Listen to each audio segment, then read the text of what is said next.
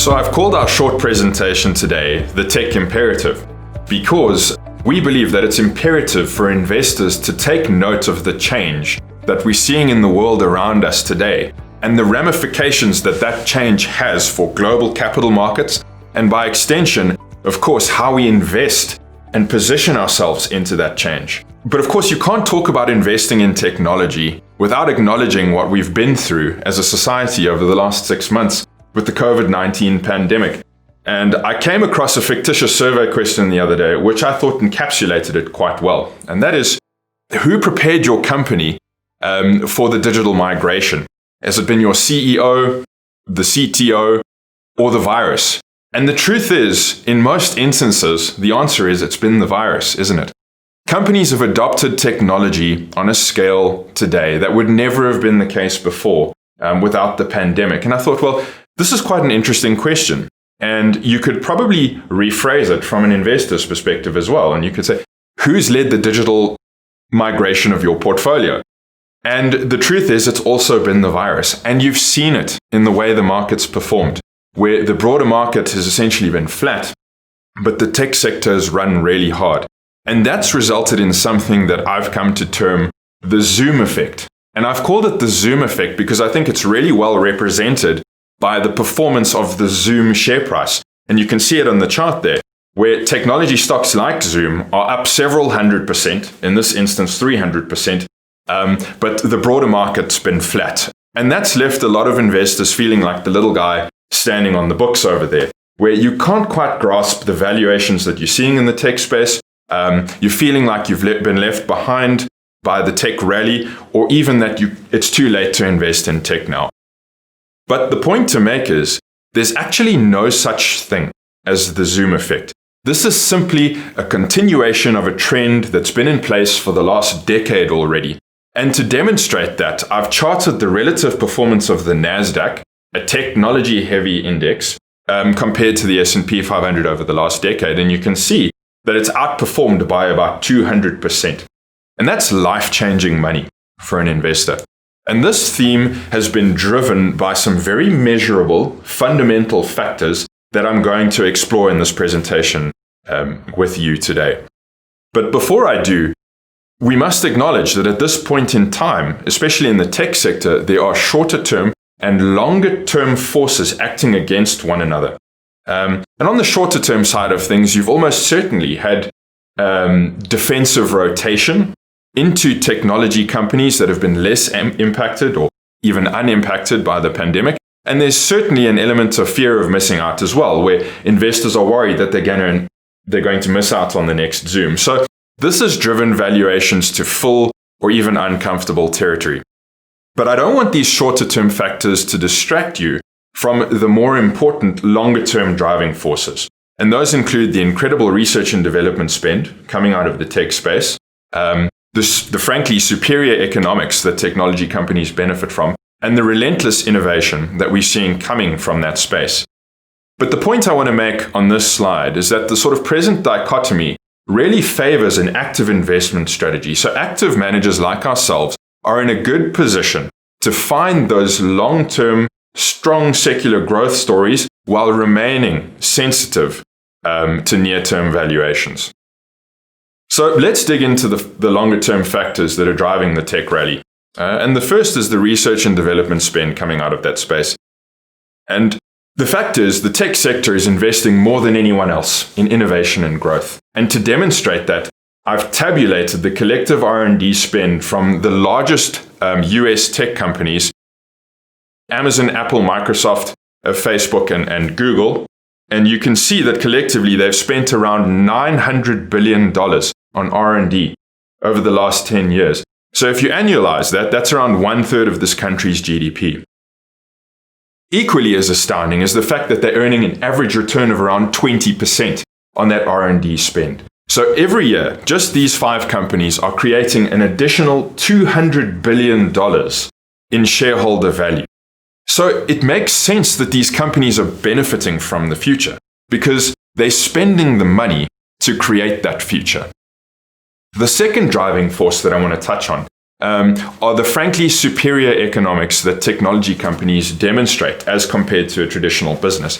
And they are best explained through a phenomenon called network effects. And really, that's a phenomenon where as a technology company becomes bigger, so it actually becomes more efficient and it starts to grow more quickly. So let's use Amazon as an example. As Amazon gains more buyers on its platform, it makes sense that it becomes more valuable to sellers. And of course, conversely, as they gain more sellers on their platform, so it becomes more valuable to buyers. And over time, Amazon can extract more and more economic value from the platform.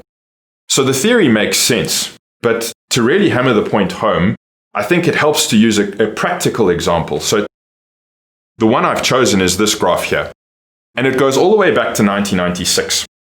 And it shows you how the market value of two different companies has progressed since then. The first is Procter & Gamble. Now, this is a great example of a global blue chip company that a lot of you would have held in your portfolio over the years. This is a business that pays out around 70% of its profits as a dividend. It retains the other 30% and reinvests it into growth, and they earn a return on that investment of around 10%. And you can see how over time, the value creation for shareholders has taken place in a fairly linear fashion.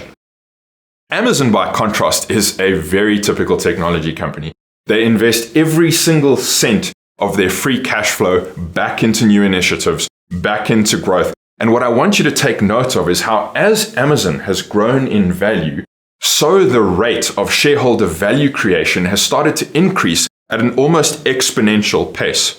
And the incredible statistic for me is that even though Amazon today is one of the world's most valuable companies with a market capitalization of over $1.5 trillion, it has still managed to double in value over the last 2 years. And this is so typical of the tech sector. This is how technology companies create value.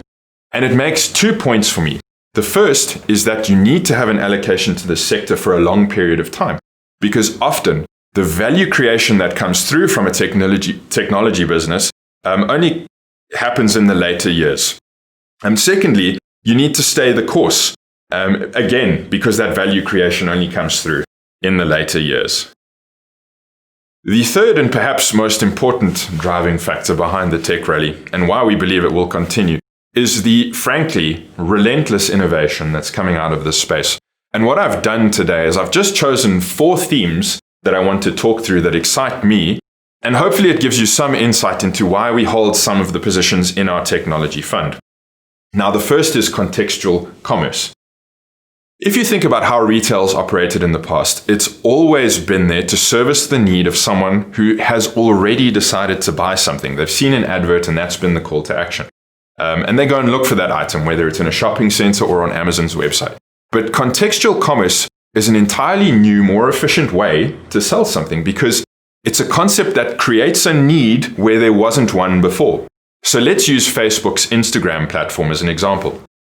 If you're a hiking enthusiast and you're lying on your bed and you're looking through photos of hiking, you might be thinking about where you're going to go hiking next or even planning your next trip. In that moment, your emotional and mental propensity to spend money is at its highest.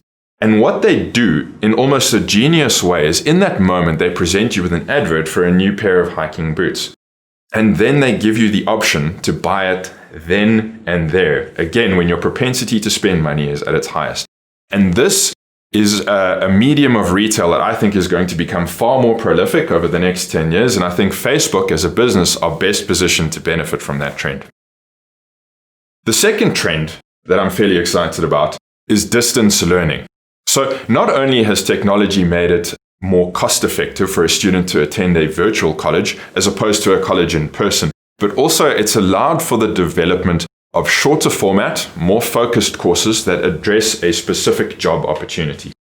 Now, Chegg is a business that we own. They're leading the charge in the US. They've got around 4 million subscribers and they're growing at around 30% per annum. But some of you might have seen the news last week that came out from Google, and I thought this was really interesting. So they've launched their own courses called Google Professional Certificates. These are 6-month-long courses that anyone can complete at a cost of around $50 a month.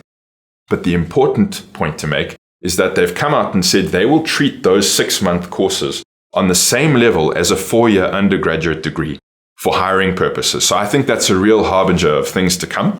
And I think Chegg plays into a great theme.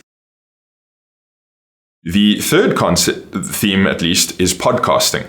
And I think it's a huge opportunity for advertisers. So if you think about how advertising's taken place in the past, whether you're displaying an ad in print media or on TV or even on social media, you're generally displaying an advert to someone who is fairly distracted.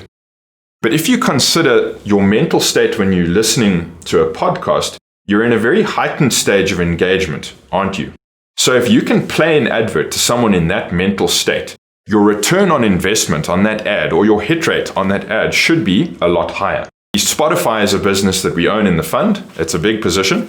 They're leading the charge in the podcasting space, and I think they're best positioned to benefit from it.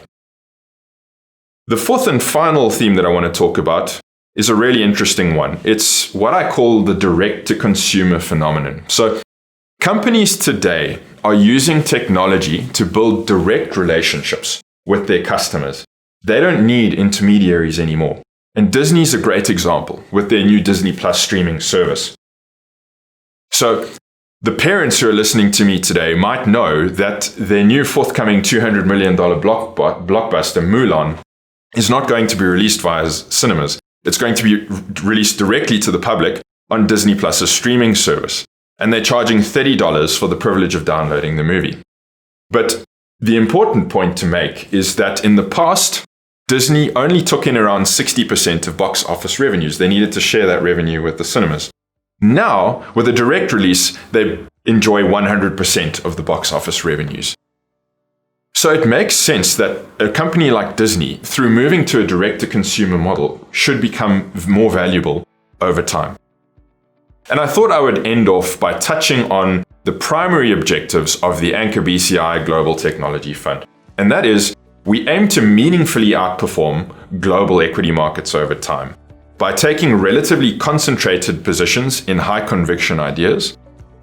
Typically, our portfolio turnover will be very low. So in other words, when we buy a share, we plan to hold it for the long term. And typically, we won't buy into positions where we feel there's less than around 50% upside to fair value. So for more information on the Anchor BCI Global Technology Fund, please go and visit our stand, where you can also download our fund brochure. My PDF business card's also available there. It's got my contact details on it. Feel free to contact me at any time. Thanks again for joining us.